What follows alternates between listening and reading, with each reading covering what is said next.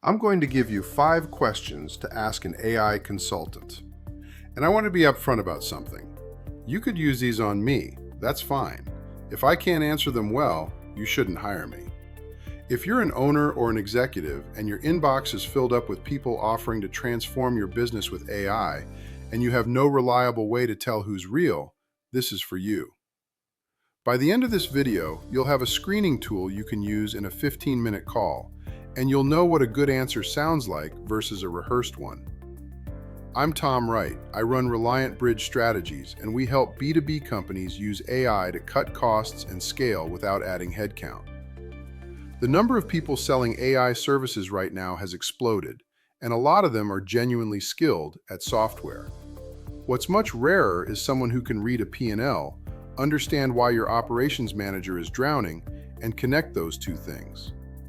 When a company hires the first kind expecting the second kind, the engagement doesn't fail loudly. It just produces something impressive that nobody in the business ends up using. I'd rather you screen well than call me after that happens. Think about hiring a contractor for a renovation. 2 of them show up.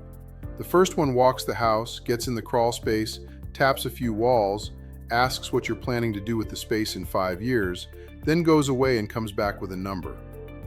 The second one looks at a photo you texted him and gives you a price on the spot, and his number is lower, and he can start Monday. Same trade, same license, completely different outcome, and you won't know which one you hired until the walls are open. AI consulting is in that exact phase right now. The barrier to hanging out a shingle is basically zero. And unlike a renovation, where the failure eventually becomes visible, a bad AI engagement can end with a polished deliverable and absolutely no change in your business. You've spent real money and you have nothing to point to, and there's no clear moment where you can say, that's where it went wrong. Which is why the screening has to happen before the money moves. Here's the tell, and it's simpler than people expect. It isn't credentials. It isn't years in the industry. It isn't which tools they've certified on. It's what the first conversation is about. Is it about your business, or is it about their stack? If someone opens by telling you what they build with, they've already told you something important. They have a solution, and they're looking for a place to install it. If someone opens by asking where your team's hours go, where the bottleneck is, what your margin looks like, and what's actually keeping you up, that person is trying to find the problem first. Only one of those orders produces a return. So here are the 5 questions. Ask them in a first call. Number 1, before you recommend anything, how will you determine where my money is actually going? You want a specific method. If they can't describe one, they're going to guess.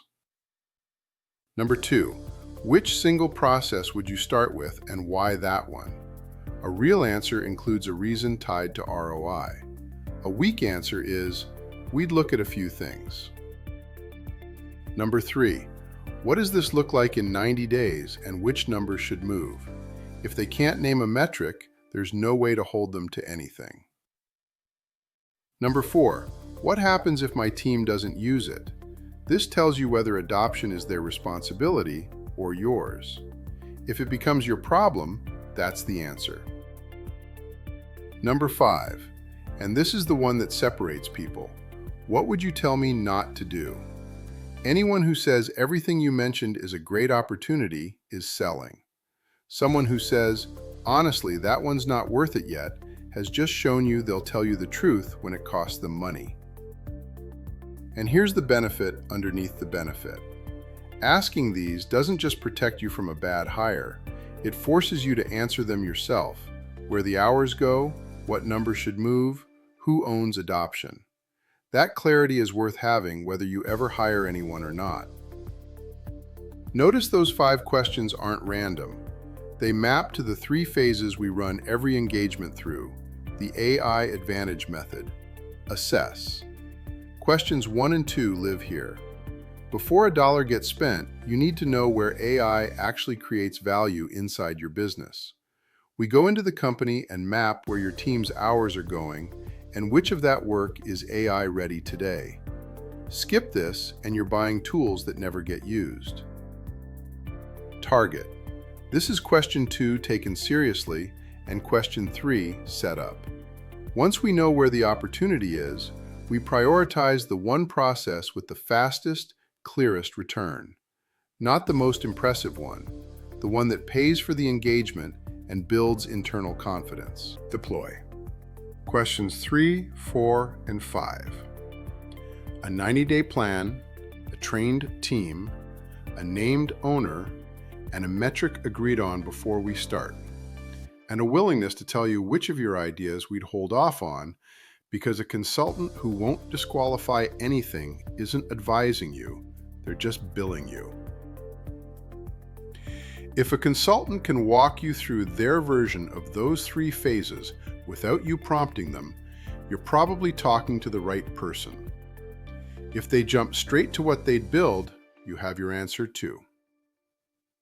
If you're at the point where you're evaluating this and you want a straight conversation before you commit to anyone, that's what our free AI discovery session is for.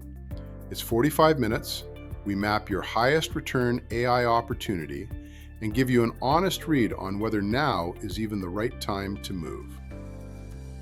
And if the answer is not yet, I'll tell you that. I'd rather be the person you call in 6 months than the one who took your money early. You're welcome to run all 5 of those questions on me during it. The link to book is in the description. There's a version of the next 2 years where a lot of companies spend real money on AI and have very little to show for it. Not because the technology didn't work, because they hired someone who understood the technology and not the business. The good news is you don't need to become technical to avoid that.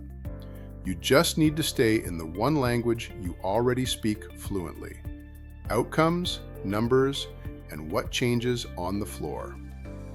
The next time someone pitches you on AI, notice whether the first 10 minutes are about your business or about their software.